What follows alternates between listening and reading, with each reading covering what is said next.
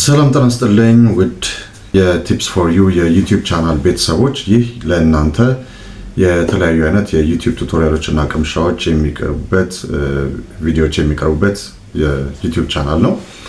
ዛሬም እንደተለመደው በሌላ ቪዲዮ መተናል። እንግዲህ ሰሞኑን ላይቭ ላይ ነበርኩኝ እንደምታውቁት።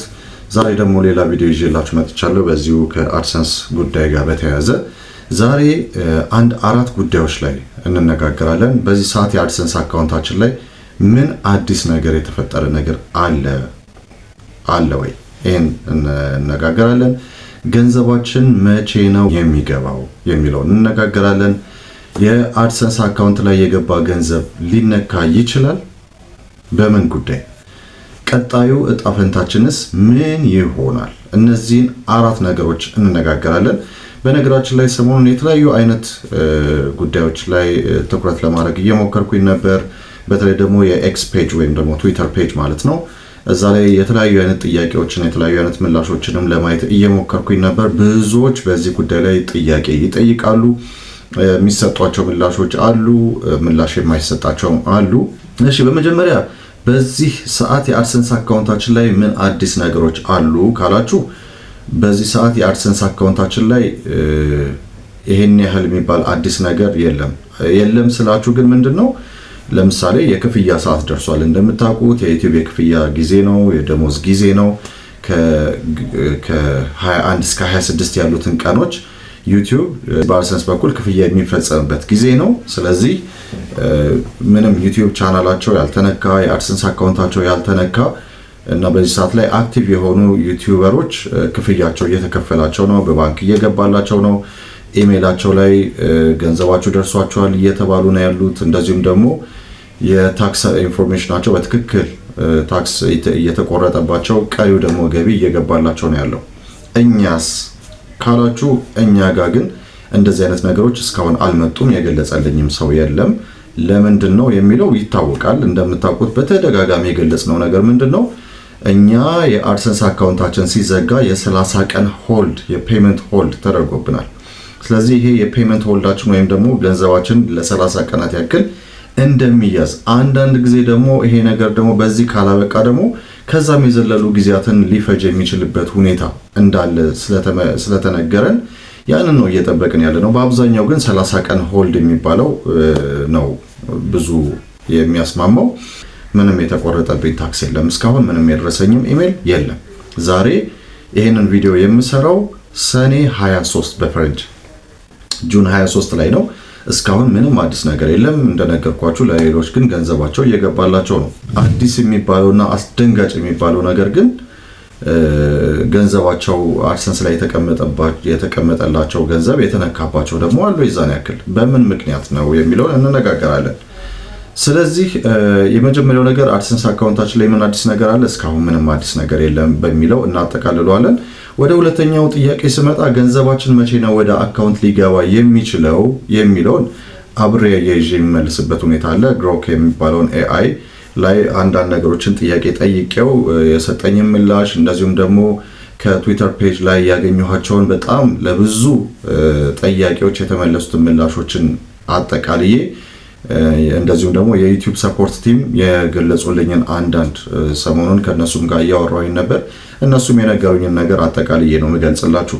አሁን ምንድነው ትልቁ ጥያቄ የጠየኩትና ለመረዳት የሞከርኩት ነገር ምንድነው ሊሆን የሚችለው? ምክንያቱ ምንድነው? የተዘጋበት ምክንያት፣ እንደዚሁም ደግሞ አሁን ያለው እንቅስቃሴ ምን ይመስላል? አድሰንስ ምን አይነት አመለካከት አለው?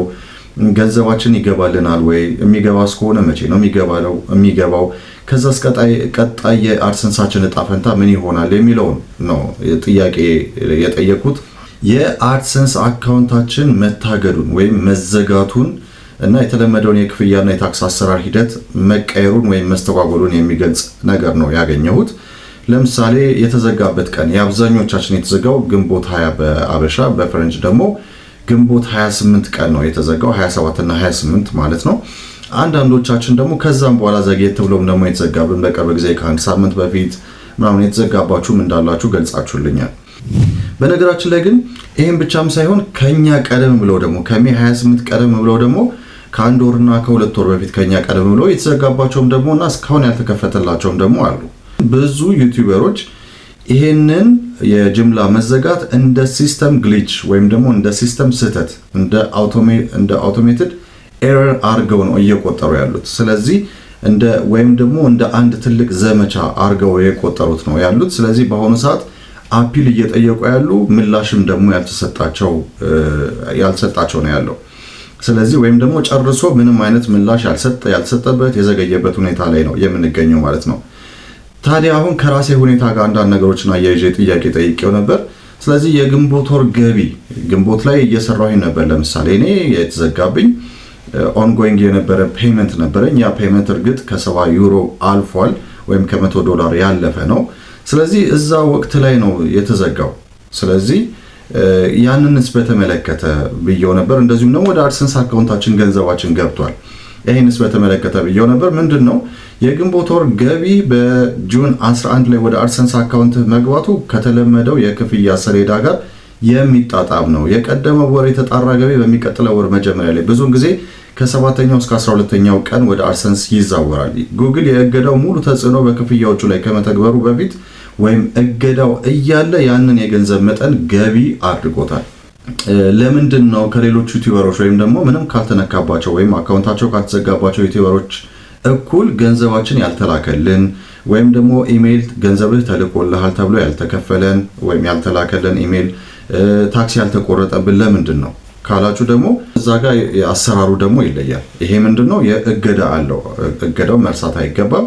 ስለዚህ አካውንቱ ከተዘጋ በኋላ የመጨረሻው ትክክለኛ ቀሪ ሂሳብ ለማስላት ወይም ደግሞ ኢንቫሊድ ትራፊኮች ካሉ እነሱን ለማስላት የ30 ቀን የክፍያ እገዳ ይወስዳል። ስለዚህ እነዚህ ነገሮች ያደርጋል። ከዛ ፋይናል ፔይአውት ኪው ደግሞ እዛው ወይም ደግሞ ፋይናል ፔይአውት ኪው ውስጥ ሊሆን ይችላል ወይም ደግሞ መዘግየት ውስጥ ሊሆን ይችላል ማለት ነው።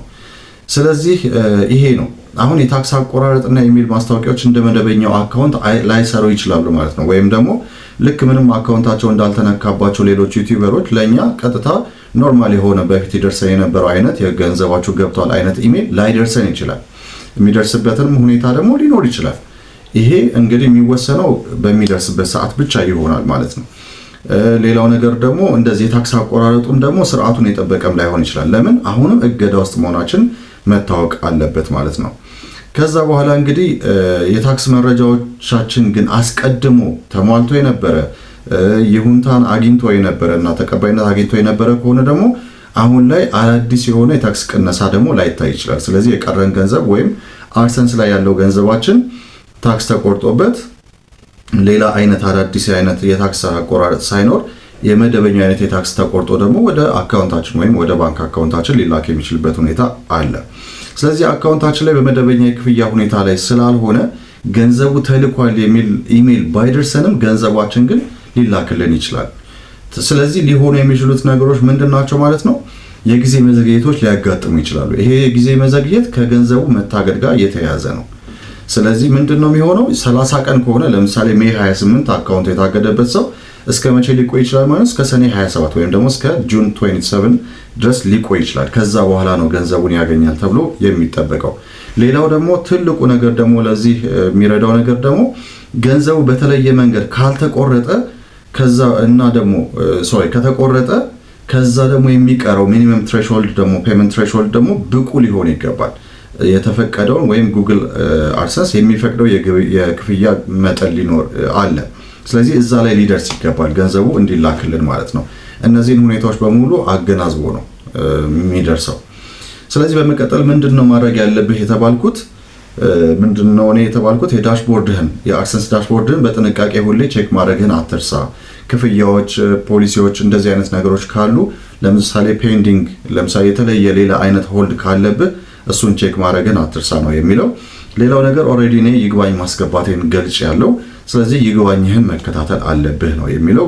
ይግባኝ ካልጠየቅ ደግሞ ሁኔታውን አሻሽለ ወይም ደግሞ ችግር ካለበትም አካውንት ችግርን አስተካክለ ይግባኝ የምትጠይቅበት ጊዜ ደግሞ ይኖራል የሚል ነገር ነው የተነገረኝ።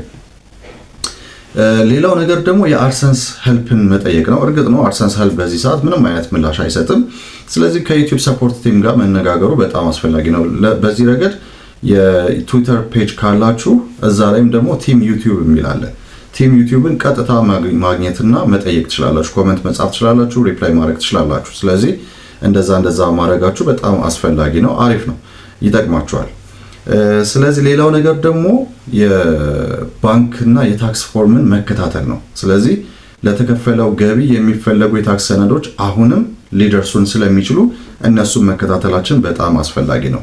ስለዚህ ልክ የአካውንቱ እገዳ በሚያበቃበት ጊዜ ደግሞ ፋይናል ፔይአውት ሊኖር ስለሚኖር ምንም አይነት የተለየ ተቆራጭ ከሌለ ወይም ደግሞ በኢንቫሊድ ትራፊክ ምንም የተቆረጠብን ገንዘብ ከሌለ ገንዘባችን ሊላክልን ይችላል። በነገራችን ላይ እዚህ ጉዳይ ላይ አሁን መናገር የምፈልገው ገንዘባቸው ወደ አድሰንስ ከአካውንታቸው ከገባላቸው በኋላ መልሶ ደግሞ የተወሰደባቸው አሉ።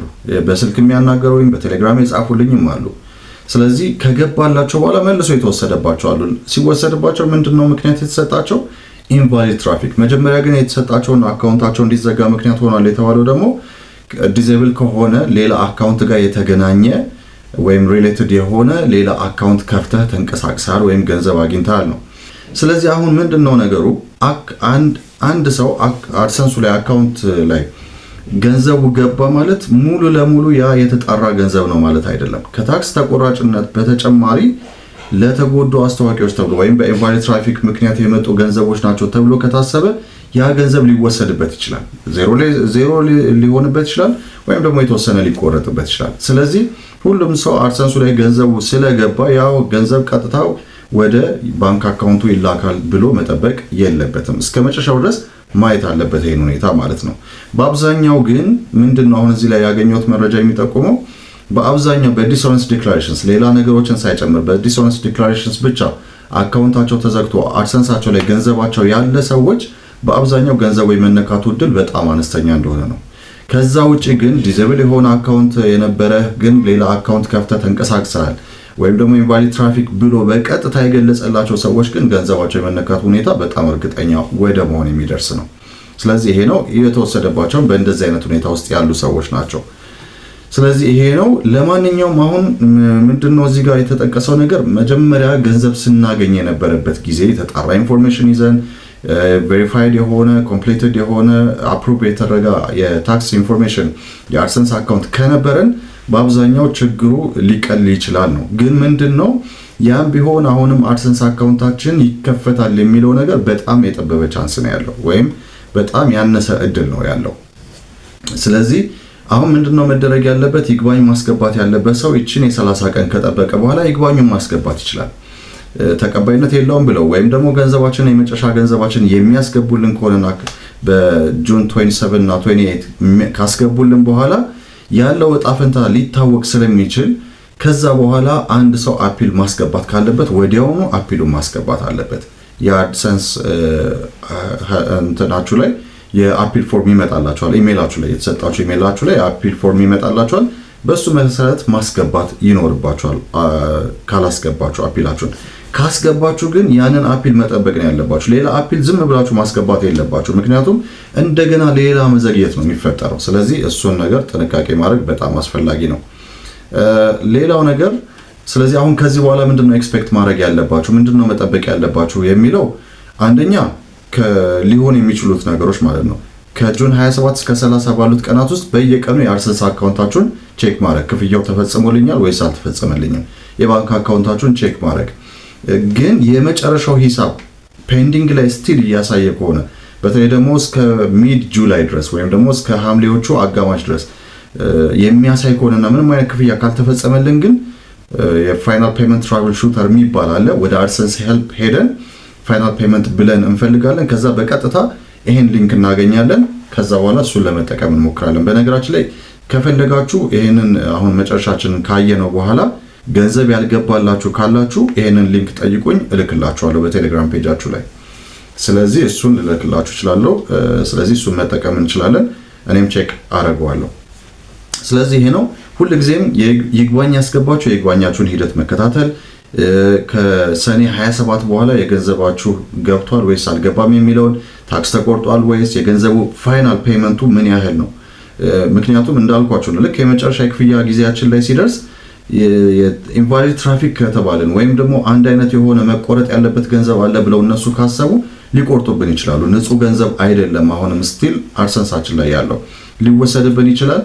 እንደዚሁም ደግሞ ሳይወሰድብን ታክስ ብቻ ተቆርጦ ደግሞ ወደ ባንክ አካውንታችን ሊላክ ይችላል። ስለዚህ አሁን በጣም እንትኑ ያለው ወደ ሰኔ 27 28 እና እስከ ሐምሌ 1 መጀመሪያዎቹ አካባቢ ገንዘቡ ይገባል የሚለው ላይ ነው ዋናው እሳቤ ያለው።